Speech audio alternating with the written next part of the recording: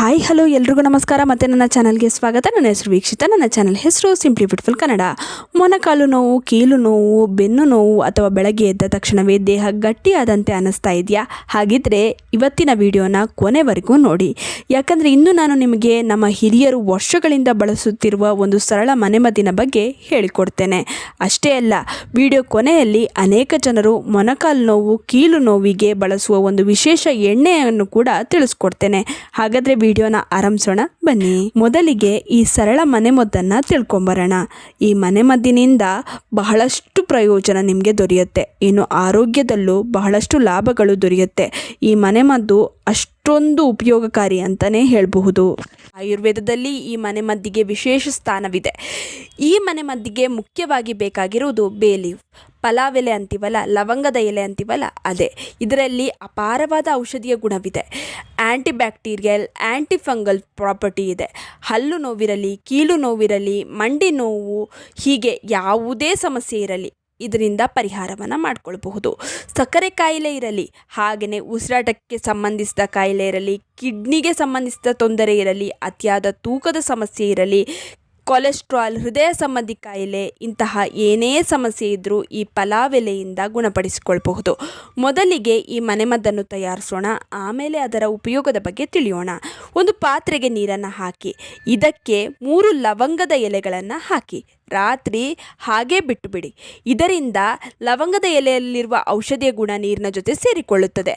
Next ದಿನ ಬೆಳಗ್ಗೆ ಇದಕ್ಕೆ 1 ಚಮಚ ಸೋಂಪು ಕಾಳನ್ನು ಹಾಕಿ ಇದನ್ನು 5 ನಿಮಿಷ ಚೆನ್ನಾಗಿ ಕುದಿಸ್ಕೊಳ್ಬೇಕು. ನಂತರ ಶೋಧಿಸಿ ಬೆಳಗ್ಗೆ ಖಾಲಿ ಹೊಟ್ಟೆಗೆ ಕುಡಿದ್ರೆ ಒಳ್ಳೆಯದು. ಇಲ್ಲ ಅಂದರೆ ದಿನದಲ್ಲಿ ಯಾವ ಸಮಯದಲ್ಲಿ ಬೇಕಾದರೂ ಇದನ್ನು ಕುಡಿಬಹುದು. ಈ ಮನೆಮದ್ದಿನ ಸೇವನೆಯಿಂದ ಅಪಾರ ಲಾಭವಿದೆ.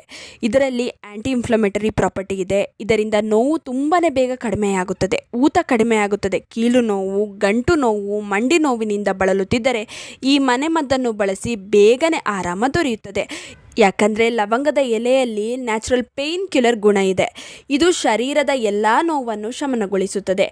ಅತಿಯಾದ ತೂಕದ ಸಮಸ್ಯೆಯಿಂದ ಬಳಲ್ತಾ ಇದ್ದರೆ, ಏನೇ ಮಾಡಿದ್ರೂ ಸಣ್ಣ ಆಗ್ತಿಲ್ಲ ಅನ್ನೋದಾದರೆ ಈ ಮನೆಮದ್ದನ್ನು ಬೆಳಗ್ಗೆ ಖಾಲಿ ಹೊಟ್ಟೆಗೆ ಸೇವಿಸಿ. ಬೇಗನೆ ತೂಕ ನಿಯಂತ್ರಣಕ್ಕೆ ಬರುತ್ತದೆ. ಸಕ್ಕರೆ ಕಾಯಿಲೆ ನಿಯಂತ್ರಣದಲ್ಲಿಡುತ್ತದೆ. ಕೊಲೆಸ್ಟ್ರಾಲ್ ಜಮೆ ಆದರೆ ಹೃದಯ ಸಂಬಂಧಿ ಕಾಯಿಲೆ ಕಾಡುತ್ತದೆ. ಆದರೆ ಈ ಮನೆಮದ್ದು ಬೇಡದ ಕೊಲೆಸ್ಟ್ರಾಲನ್ನು ನಿವಾರಿಸುತ್ತದೆ. ಇನ್ನು ಮರೆವಿನ ಕಾಯಿಲೆ, ಕೆಲವರಿಗೆ ನೆನಪಿನ ಶಕ್ತಿ ಕಡಿಮೆ ಆಗ್ತಾ ಹೋಗ್ತಾ ಇರುತ್ತೆ. ಈ ಸಮಸ್ಯೆ ಇದ್ದರೂ ಕೂಡ ಇದನ್ನು ಸೇವಿಸಬಹುದು. ಇನ್ನು ಇನ್ಫರ್ಟಿಲಿಟಿ ಸಮಸ್ಯೆಗೆ ಒಳ್ಳೆಯದು. ಕಿಡ್ನಿ ಸ್ಟೋನ್ ಸಮಸ್ಯೆಯಿಂದ ಬಳಲ್ತಾ ಇದ್ದರೆ ಯಾರಾದರೂ ಔಷಧಿಯ ಜೊತೆಗೆ ಇದನ್ನೂ ಸೇವಿಸೋದ್ರಿಂದ ಕಿಡ್ನಿ ಸ್ಟೋನ್ ಸಮಸ್ಯೆ ಕೂಡ ನಿವಾರಣೆಯಾಗುತ್ತದೆ. ಹೀಗೆ ಹೇಳ್ತಾ ಹೋದರೆ ಇದರ ಲಾಭದ ಬಗ್ಗೆ ಹೇಳ್ತಾನೆ ಹೋಗಬಹುದು. ಒಂದು ವಿಡಿಯೋ ಸಾಕಾಗೋದಿಲ್ಲ, ಅಷ್ಟೊಂದು ಲಾಭ ಇದೆ. ಈ ಮನೆಮದ್ದನ್ನು ಸೇವಿಸಿ ಆರೋಗ್ಯ ಲಾಭನ ಪಡೆದುಕೊಳ್ಳಿ. ಆದರೆ ಬರೀ ಇಷ್ಟನ್ನೇ ಸೇವಿಸಿದ್ರೆ ಸಾಕಾಗೋದಿಲ್ಲ. ಅದಕ್ಕಾಗಿ ನಮ್ಮ ಅಜ್ಜಿ ತಾತಂದಿರ ಕಾಲದಲ್ಲಿ ಮತ್ತೊಂದು ಸರಳ ವಿಧಾನವನ್ನು ಬಳಸಲಾಗುತ್ತಿತ್ತು. ಅದು ಯಾವುದು ಗೊತ್ತಾ? ಹರಳೆಣ್ಣೆ. ಹೌದು ಸ್ನೇಹಿತರೆ, ಅನೇಕ ಜನರು ಮೊಣಕಾಲು ನೋವು, ಕುತ್ತಿಗೆ, ಬೆನ್ನು ಮತ್ತು ಕೀಲು ನೋವಿರುವ ಜಾಗದಲ್ಲಿ ಹರಳೆಣ್ಣೆಯಿಂದ ಮಸಾಜ್ ಮಾಡ್ತಾರೆ. ಹರಳೆಣ್ಣೆಯಲ್ಲಿ ರಿಸಿನಾಲಿಕ್ ಆ್ಯಸಿಡ್ ಎಂಬ ಅಂಶವಿದೆ.